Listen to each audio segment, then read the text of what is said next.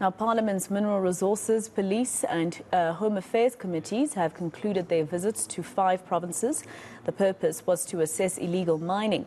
The crime has been brought to the fore, once again following the Krugersdorp gang rape in August, allegedly by illegal miners. This has been followed by numerous arrests in mining towns.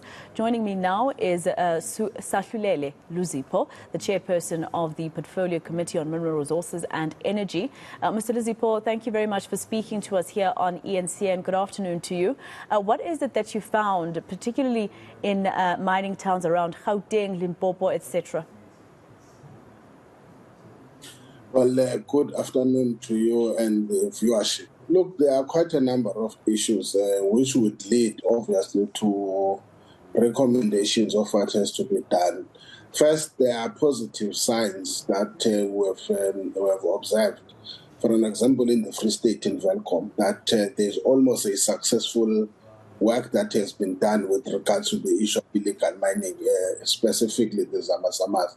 There are areas of concern, for instance, where we were the last, especially the last area that we visited, which was in the northwest. When we look at the devastation as far as the illegal mining activities of chrome, and our view is that this is again another disaster waiting to happen.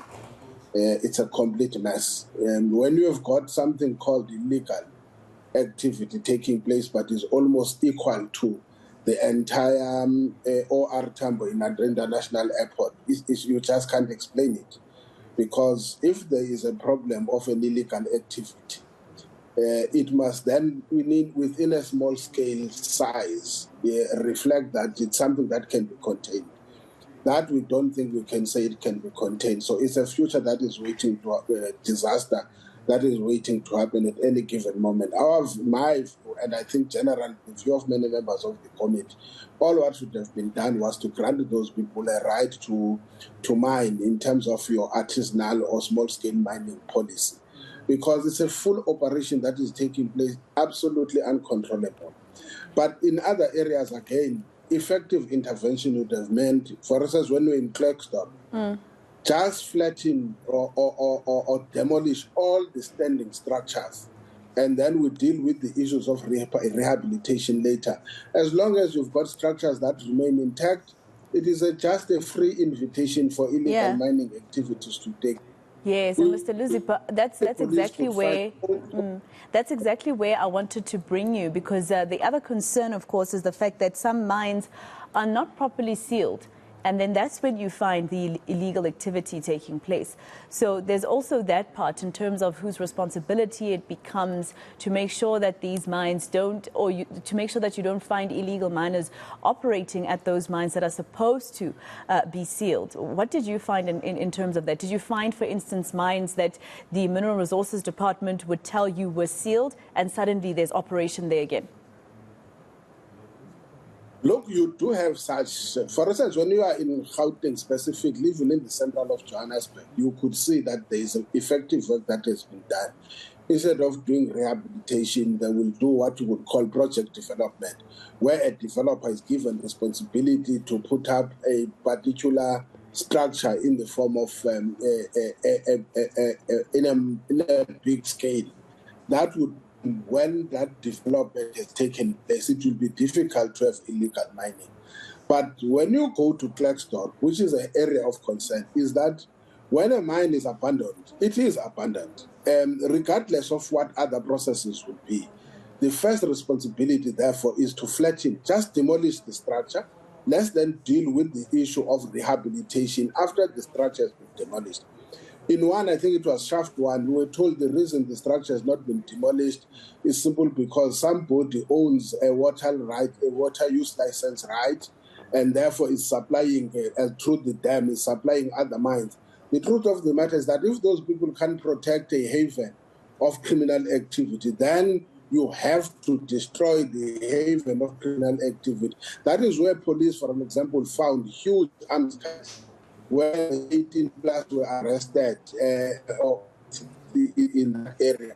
They were using a rope to lift up food, to lift up people who would go and do activities of illegal mining. And in our view, if that issue had been attended in a much earlier stage, surely this thing would have been able to be arrested.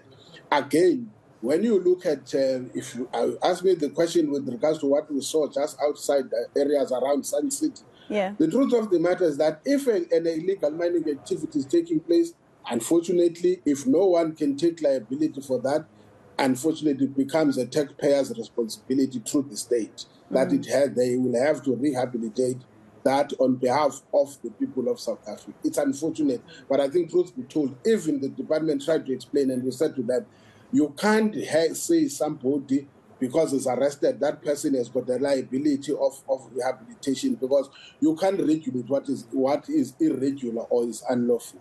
Yeah, so there's also that breakdown in terms of even the kind of power that it seems we have given to those mining companies who basically look like they are doing whatever they want in terms of their business in South Africa. But lastly, you also mentioned in your statement, of course, what we've always known, that the illegal miners are mostly from other countries. They're also, for instance, some of them are not documented, etc.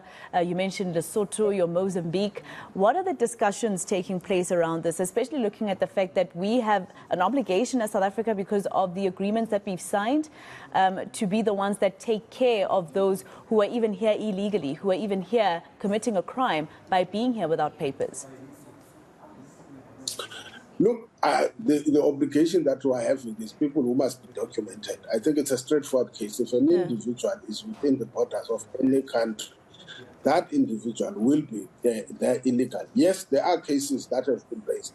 I think the point of concern is the allegation that are put across against many, including departments and institutions.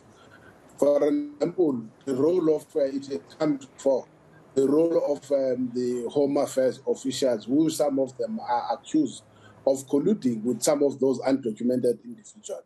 The role of the DMR itself, in particular, is officials that are also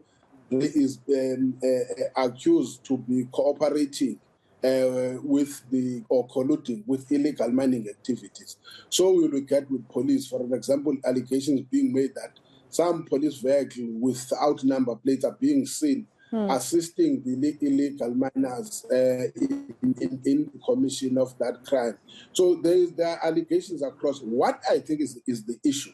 The issue is that I think we'll have to have an extensive discussion about what I would call the apex crime, the high level of criminality, which is beyond just your illegal activities of individuals, but the kingpins and those that stands to benefit out of this exercise, which is you have to deal with the market.